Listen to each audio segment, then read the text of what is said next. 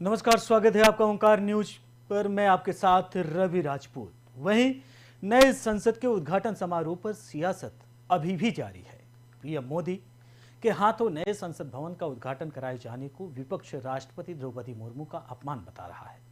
इसी के बीच अमरावती से निर्दलीय सांसद नवनीत राणा ने संसद भवन के उद्घाटन को लेकर बड़ा बयान दिया है। उन्होंने कहा कि वे विपक्ष इस बात से परेशान है। पीएम मोदी ने वो कहा जो कि विपक्ष नहीं कर रहा। उन्हें पीएम मोदी से परेशानी है, नवनीत राणा ने कहा है। अमरावती से सांसद नवनीत राणा ने कहा कि पुरानी संसद अंग्रेजों ने बनाई थी, लेकिन नई संसद के पीछे का दिमाग और काम भारतीयों का है और मुझे समझ नहीं आता विपक्ष इतने मुद्दे क्यों बना रहा है। विपक्ष इस बात से परेशान है कि पीएम मोदी ने वो किया जो अभी तक विपक्ष कभी कर ही नहीं सका। उन्हें पीएम मोदी से परेशानी है। संसद भवन के उद्घाटन समारोह में जाने को लेकर उन्होंने कहा कि हम पूरे दिल और इच्छा के साथ उद्घाटन समारोह में गए हैं। जो ना समझ पाए और जिन्हें नहीं समझ में आता वो नहीं गए हैं। आज का दिन जो है वो स्वर्णिम अक्षरों में लिखा जाएगा, ये नवनीत राणा ने कहा है। आपको बता दें कि प्रधानमंत्री नरेंद्र मोदी आज संसद भवन का उद्घाटन किए हैं। पीएम मोदी के हाथों आज संसद भवन का उद्घाटन हुआ है, जिससे तमाम विपक्षी दल जो हैं वो आज नदारद रहे। माना यह जा रहा है कि नए संसद भवन से विपक्षी दलों ने बाइकआउट क्यों किया। सवाल तमाम है, लेकिन उसको लेकर अब राजनीतिक गलियारों में हलचल भी है। नए संसद भवन को लेकर जहां एक और विपक्ष हमलावर है, वहीं दूसरी तरफ भारतीय जनता पार्टी जवाब दे रही है। आपको बताते चलें कि देश की नई संसद भवन के उद्घाटन कार्यक्रम का कई विपक्षी दलों ने बहिष्कार कर दिया। उसके बाद अब इन विपक्षी दलों की ओर से अलग अलग प्रतिक्रियाएं भी सामने आई हैं। इनमें कोई दल नए संसद भवन की तुलना ताबूत से कर रहा है, तो कोई उसे देश का कलंक बता रहा है। प्रधानमंत्री नरेंद्र मोदी ने देश के नए संसद भवन का उद्घाटन कर दिया। हालांकि कई विपक्षी दलों ने इस समारोह का बहिष्कार किया। इन दलों की मांग थी कि नए संसद भवन का उद्घाटन राष्ट्रपति से कराया जाए। अब इन विपक्षी दलों की ओर से प्रतिक्रिया आनी शुरू हो गई है।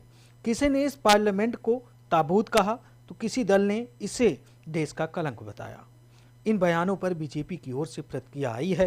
राष्ट्रीय जनता दल आरजेडी की ओर से नए संसद भवन के उद्घाटन के बाद एक ट्वीट किया गया, जिसको लेकर बीजेपी आरजेडी पर हमलावर है। दरअसल इस ट्वीट में आरजेडी ने नए संसद भवन के साथ एक ताबूत को फोटो शेयर की है। उसने लिखा है कि ये क्या है, और उसके बाद आरजेडी के इस ट्वीट पर पलटवार करते हुए बीजेपी प्रवक्ता गौरव भाटिया ने कहा कि 2024 में देश की जनता आपको इसी ताबूत में बंद करके गाड़ देगी और नए लोकतंत्र के मंदिर में आपको आने का मौका भी नहीं देगी। गौरव भाटिया ने लिखा कि आज एक ऐतिहासिक पल है और देश को गौरवान्वित है। आप नजर बट्टू हैं और कुछ नहीं।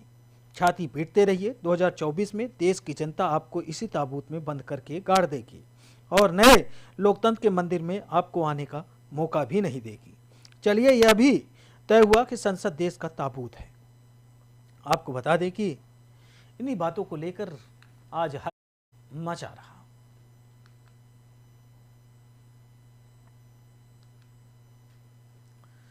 वहीं बढ़ते हैं अगली खबर की ओर, जहां प्रधानमंत्री नरेंद्र मोदी ने देश के नए संसद भवन का उद्घाटन कर दिया। हालांकि कई विपक्षी दलों ने इस समारोह का बहिष्कार किया। इन दलों की मांग थी कि नए संसद भवन का उद्घाटन राष्ट्रपति से कराया जाए। अब इन विपक्षी दलों की ओर से प्रतिक्रिया आनी भी शुरू हो गई है। किसी ने इस पार्लियामेंट को ताबूत कहा, तो किसी दल ने इसे देश का कलंक बताया। इन बयानों पर बीजेपी की ओर से भी प्रतिक्रिया आई है।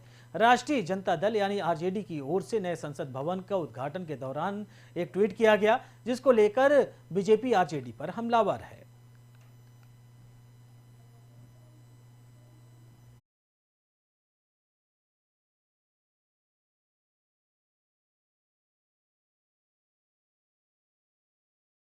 कि आज नए संसद भवन को लेकर राजनीतिक गलियारों में हलचल है और तमाम आरोप प्रत्यारोप का दौर शुरू है। माना यह जा रहा है कि नए संसद भवन पर जो कुछ विपक्ष कर रहा है, क्या वो सही है। वहीं तमाम ऐसे जवाब हैं, तमाम ऐसे सवाल हैं जिनका राजनीतिक गलियारों में इस समय दौड़ मची हुई है। आपको बता दें कि नए संसद भवन को लेकर लगातार हलचल मचा हुआ है। वहीं आपको बता दें कि आज सांसद कई तरीके से बयान सामने आए हैं। शिवसेना उद्धव बाले गुट के सामना मुखपत्र में आज संपादकीय यानी लिखा हुआ गया है कि लेख के माध्यम से नए संसद भवन के उद्घाटन के मुद्दे को उठाया गया है और प्रधानमंत्री सहित बीजेपी पर एक बार फिर से हमला बोला गया है। लेख में कहा गया है कि नए संसद भवन का आज उद्घाटन किया जा रहा है। यह मान्यता और परंपरा के अनुरूप नहीं है और संसद पर इस तरह का कब्जा हासिल करना लोकतंत्र के लिए घातक है। लोकतंत्र को बचाने के लिए हमारे देश में लगातार दिन रात संघर्ष चल रहा है। संपादकीय लेख में कांग्रेस नेता राहुल गांधी की बातों को दोहराया गया है। लेख में सवाल करते हुए कहा गया है कि दिल्ली में नया संसद भवन खड़ा हो गया है, उसकी सही में आवश्यकता थी क्या? सामना संपादकीय में नए संसद भवन को गैर जरूरी बताया गया है। प्रधानमंत्री पर निशाना साधते हुए कहा गया है विचारों पर मंथन और सत्ता के केंद्रीकरण के ही सहारे तानाशाही पलती है। आरोप लगाया गया है कि भले नया संसद भवन तैयार हुआ हो, लेकिन पिछले 8 सालों से देश की दोनों सदनों में डर का माहौल है। वहीं राष्ट्रपति द्रौपदी मुर्मू को दरकिनार कर नए संसद भवन का आज उद्घाटन किया जा रहा है। यह मान्यता और परंपरा के अनुरूप नहीं है। राष्ट्रपति देश और संसद के प्रमुख हैं। संसद पर इस तरह कब्जा हासिल करना लोकतंत्र के लिए घातक है। बीजेपी को छोड़कर लगभग सभी राजनीतिक दलों ने इस पर युद्ध छेड़ दिया है। माना यह जा रहा है शिवसेना यानी उद्धव बाला साहब ठाकरे गुट के अपने मुखपत्र में आगे कहा कि परंपरा के अनुसार नई संसद का उद्घाटन देश की राष्ट्रपति द्रौपदी मुर्मू को ही करना चाहिए था। ऐसी मांग राहुल गांधी ने सबसे पहले की और लगभग सभी विपक्षी दलों ने उसे स्वीकार किया। संसद की नई इमारत का उद्घाटन प्रधानमंत्री नरेंद्र मोदी कर रहे हैं। यह लोकतंत्र की मान्यता और परंपरा के अनुरूप नहीं है। राष्ट्रपति को साधारण निमंत्रण भी नहीं दिया गया। इसलिए कांग्रेस देश के 20 राजनीतिक दलों ने संसद के उद्घाटन समारोह का बहिष्कार कर दिया। प्रधानमंत्री नरेंद्र मोदी पर हमला बोलते हुए लिखा, विरोधियों के बहिष्कार की परवाह करते हुए प्रधानमंत्री मोदी संसद के उद्घाटन समारोह में भाषण देंगे और उनके द्वारा इकट्ठे किए गए श्रोता वहां तालियां बजा रहे हैं। लोकतंत्र के लिए यह सबसे बड़ा खतरा है। संसद के उद्घाटन में देश की राष्ट्रपति को निमंत्रण नहीं, विपक्ष के नेताओं को नहीं, सब कुछ मोदी के ही हाथों कराया जा रहा है। ये अहंकार से प्रेरित है।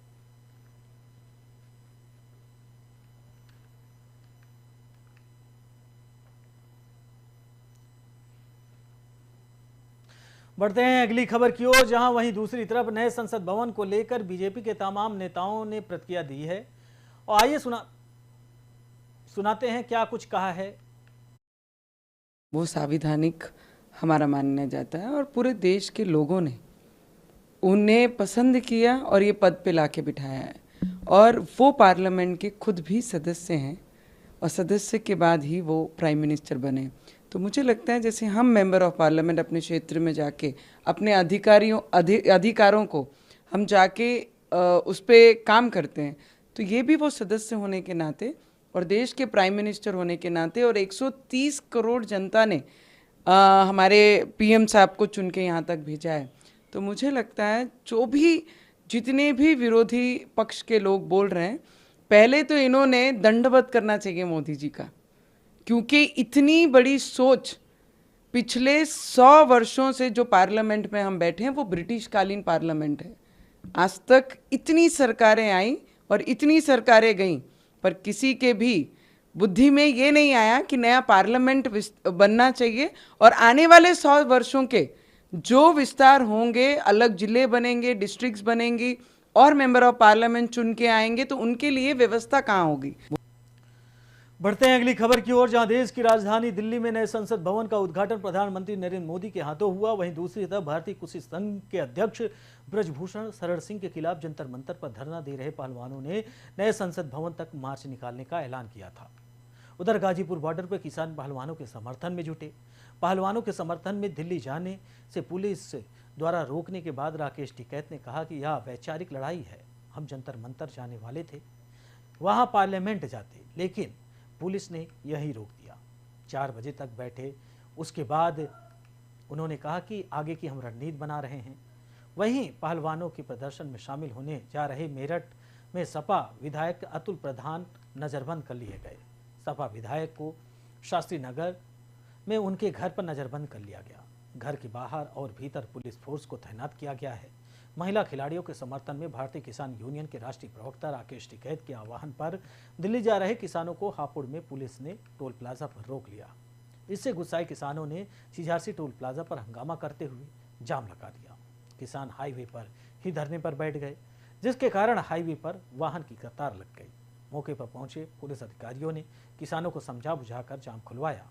टोल पर सुबह से ही भारी पुलिस बल की तैनाती की गई है। सवाल यह है कि आज ब्रजभूषण शरण सिंह के खिलाफ ही ये जो आज दिल्ली के जंतर मंतर पर प्रदर्शन किया गया, उसमें किसका हाथ है? क्या रेसलर्स भी पूरी तरीके से प्रदर्शन को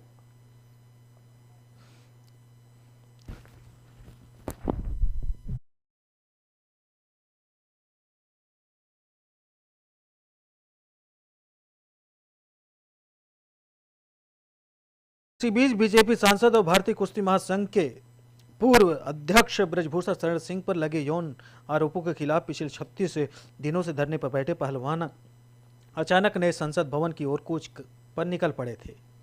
नाराज पहलवानों ने नए संसद भवन की ओर कुछ कदम ही आगे बढ़ाए थे कि दिल्ली पुलिस के जवानों ने विरोध के बीच उन्हें हिरासत में ले लिया। दिल्ली पुलिस की इस कार्रवाई का पहलवानों ने जमकर विरोध किया, लेकिन दिल्ली पुलिस ने पहलवानों को हिरासत में लेकर कूच को विफल कर दिया। इसी के साथ पहलवानों का प्रदर्शन भी समाप्त हो गया। जानकारी के मुताबिक अब पहलवान दोबारा जंतर मंतर पहुंचकर धरने पर नहीं बैठेंगे। फिलहाल दिल्ली पुलिस के जवान प्रदर्शन कर रहे पहलवानों और उनके समर्थकों को हिरासत में लेने के बाद घटना स्थल यानी जंतर मंतर पहुंच गए हैं। इस समय दिल्ली पुलिस द्वारा घटना स्थल से भी उन्हें हटा दिया गया है। इतना ही नहीं, पहलवानों के धरना स्थल से उनके टेंट और तंबुओं को भी हटाने का काम किया गया है। पुलिस के इस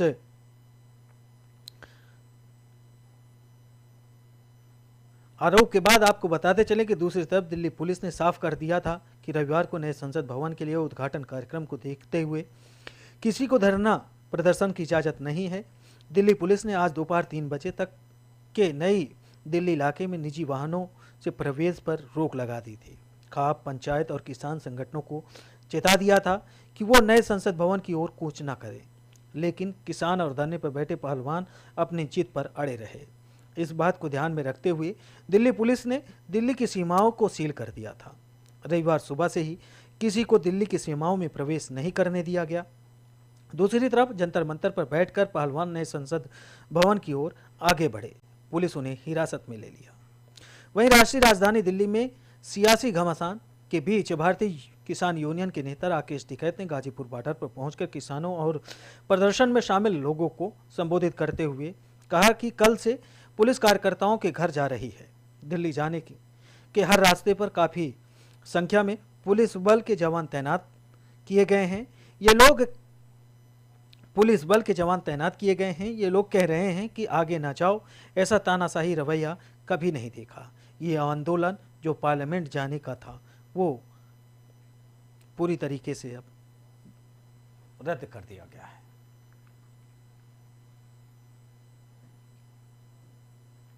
बढ़ते हैं अगली खबर की ओर, जहां अयोध्या के नामी स्कूल सनबीम की हाई स्कूल की छात्रा को सामूहिक दुष्कर्म के बाद छत से फेंक दिया गया। पोस्टमार्टम में उसके साथ दरिंदगी की पुष्टि होने पर शनिवार को हड़कंप मच गया। पुलिस ने स्कूल के प्रबंधक, प्रधानाचार्य और खेल अध्यापक के खिलाफ गैंगरेप, हत्या, पॉक्सो एक्ट समेत अन्य धाराओं में केस दर्ज कर लिया है। परिजनों ने शनिवार दोपहर बाद बेटी का अंतिम संस्कार कर दिया। इससे पहले पीड़ित पिता ने कैंट थाने में तहरीर दी। आरोप लगाया कि शुक्रवार को स्कूल की प्रधानाचार्य रश्मि भाटिया ने साजिश के तहत उनकी बेटी को विद्यालय बुलाया। वहां पहले से मौजूद स्कूल प्रबंधक ब्रजेश यादव और खेल अध्यापक अभिषेक कनौजिया ने उसके साथ सामूहिक दुष्कर्म किया। बाद में स्कूल की छत से नीचे फेंककर उसकी हत्या कर दी। इस पूरी वारदात को शुक्रवार सुबह 8:30 से 9:50 के बीच अंजाम दिया गया। कैंट पुलिस ने तहरीर के आधार पर तीनों आरोपियों को गिरफ्तार कर लिया है।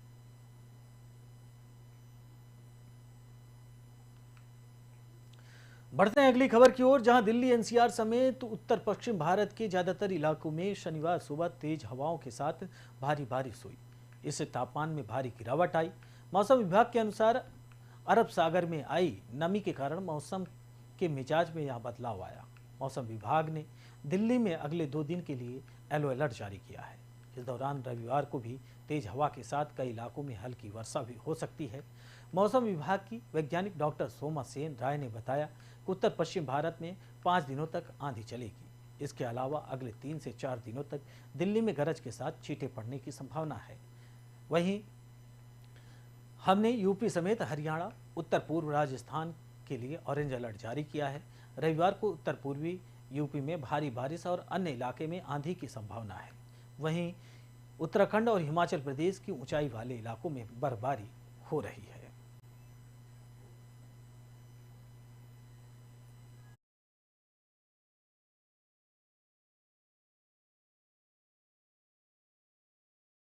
आपको बता दें कि दिल्ली के ज़्यादातर इलाकों में मौसम विभाग ने अलर्ट जारी किया है। वहीं जो उत्तराखंड, हिमाचल प्रदेश और जम्मू कश्मीर में बर्फबारी चल रही है, ये माना जा रहा है कि अब इसका असर पश्चिम यूपी, दिल्ली और राजस्थान के कुछ क्षेत्रों में देखने के लिए मिलेगा। माना यह जा रहा है जहां गर्मी से परेशान लोग थे, जहां लोग गर्म हवाओं के साथ लू में जी रहे थे, अब उन्हें काफ़ी हद तक राहत मिल सकती है। लेकिन मौसम के ऐसे बदलते करवट को लेकर चिंता भी है। जहां एक तरफ गर्मी अपने चरम पर, दूसरी तरफ बारिश, मौसम का मिजाज समझ से परे है।